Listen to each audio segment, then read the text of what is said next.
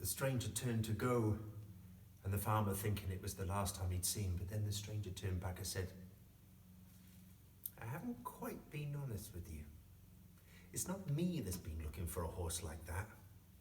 It's a friend of mine, and he's been waiting a very, very long time to see that horse. And if you come with me now, I'm sure he'll reward you. So, the farmer thought, what do I do? Do I trust this man with my life? He said, sir, I'll come with you on one condition if you can tell me your name. He said, no, come with me now. Time's a wasting. So the farmer decided to follow him into the dark woods. He had to duck his head because the branches were so low, as if they were reaching out to grab him. And he followed that figure through the dark forest, smelling the mosses and feeling the holly brushing his face. And then the farmer saw this tree, huge, gigantic oak. He followed the stranger round the trunk, and there he saw the man walking over a babbling brook over a stone bridge. The farmer and him with the horse followed him over the cobbles, the horse's hooves clattering on the stones.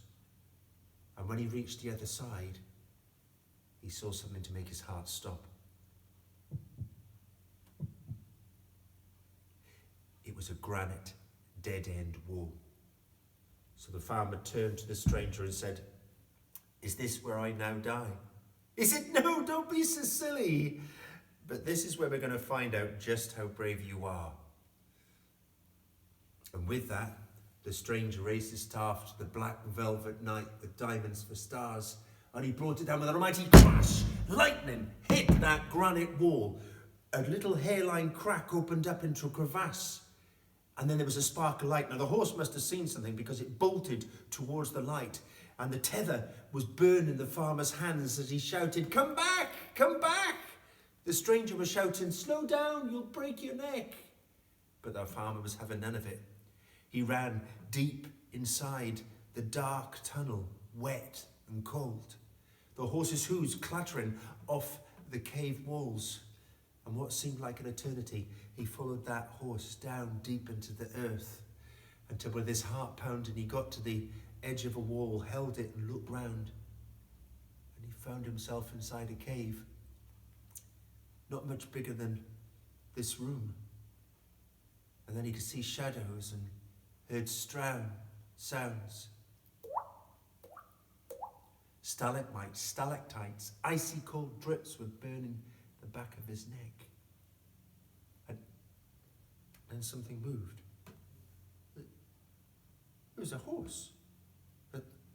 Another horse, and another, and there was his white horse. What is this? Why are the horses in the middle of the earth? And the stranger tapped him on the back and said, yes, sir, and each one of these horses has an owner. And the owner of the white horse, well, he's been waiting a very, very long time. Now, if you'll come with me, I'm sure he'll reward you. So the farmer followed him round the back of the horses to where there was a hole in the wall, just behind you there. The stranger went first, closely followed by the farmer. And then the farmer found himself following the stranger down some stone steps, spiral, just like in a church or a castle. Perhaps you've been in one of those. And as they got about halfway down, the farmer got nervous and said, sir, you haven't told me your name. And the stranger said, well, sir, some call me Mithrin. No, come, it's getting late. And they carried on down the steps. And when they reached the bottom, they found themselves in another cave, a little smaller than the last, maybe from where you're sat there to where you are. And there were shadows too there.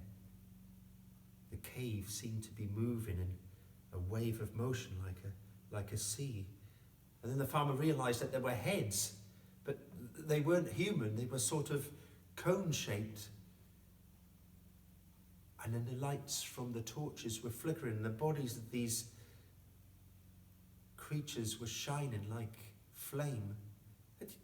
No, these were armor. They were knights in armor. Why are there knights now in the middle of the earth? The stranger again said, "Sir, calm yourself. Look, if you look in the corner there, there's Gawain and there's Sir Bors, and yes, and Sir Bedivere and Sir Lancelot, who threw Excalibur into the lake. And there, sitting in the middle, was a knight in gold."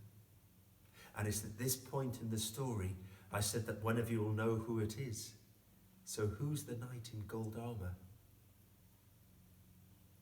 It was King Arthur, Knight of the Round Tables. And of course this was the Knights of the Round Table, where they'd amassed a fortune with looking for things like the Holy Grail. And the farmer said, "I don't believe this. This King Arthur, I thought he was a legend." And the stranger said, "No. And now you've brought his horse back, you'll be able to choose one of his gifts. So come with me."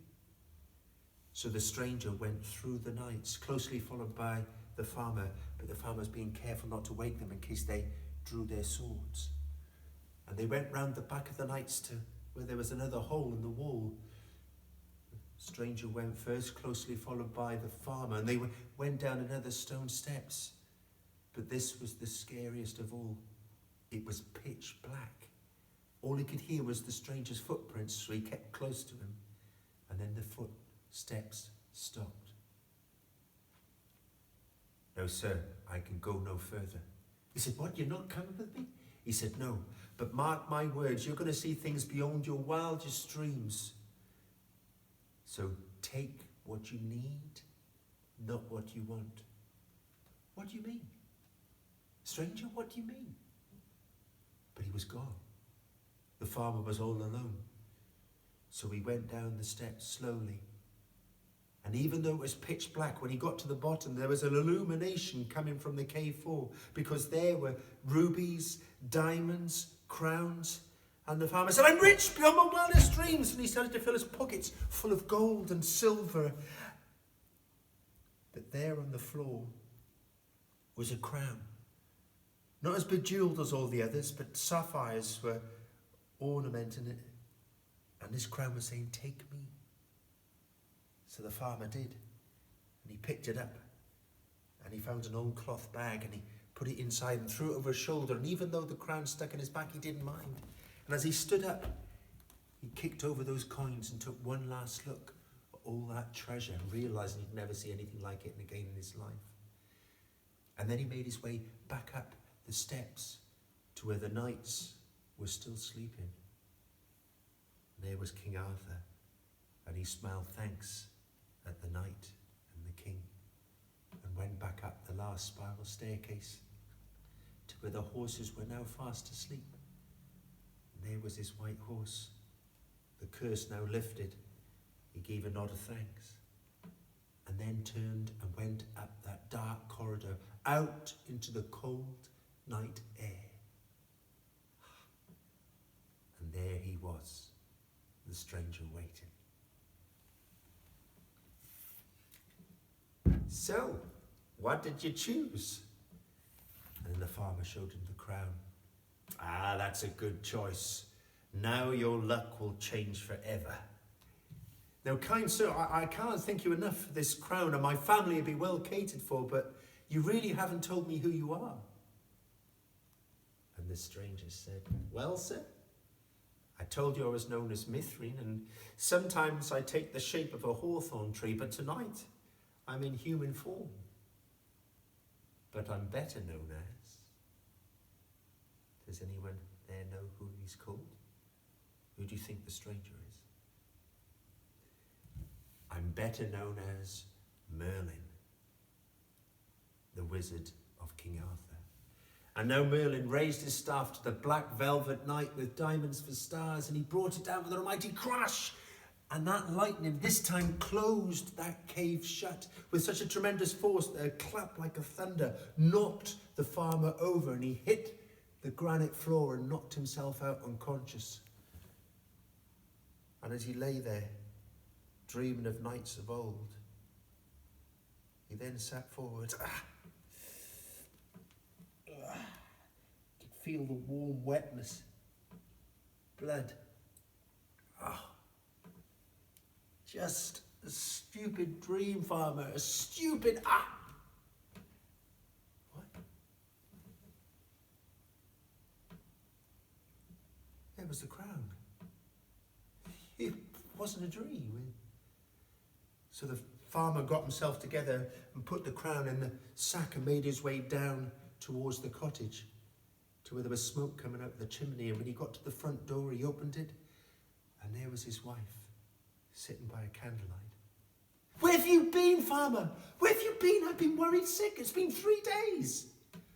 And the farmer just calmly walked towards the wife, sat down opposite her, and told the story I've told you tonight, word for word.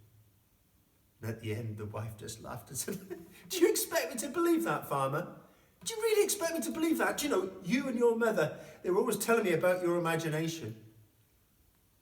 And the farmer said, wife, I know I have an imagination, but I don't think my imagination has ever produced anything as beautiful as this. And he held out the crown to her, and she looked at it, and she smiled, and a tear rolled down her cheek, the candlelight reflecting in her eyes. And then that teardrop put out the candle. And so, 800 years later, they're still telling this tale. And maybe, just maybe, the next time you go out into the countryside, maybe you'll see a white horse looking up at the sky. And just maybe, King Arthur will be asleep, waiting for you. Well, I hope you enjoyed that tale. And just remember that stories are how history is passed down from generation to generation. So it was nice to see you all. I wish you well. And for now, I will say goodbye. My name's Skippy, and home Grange, keep safe.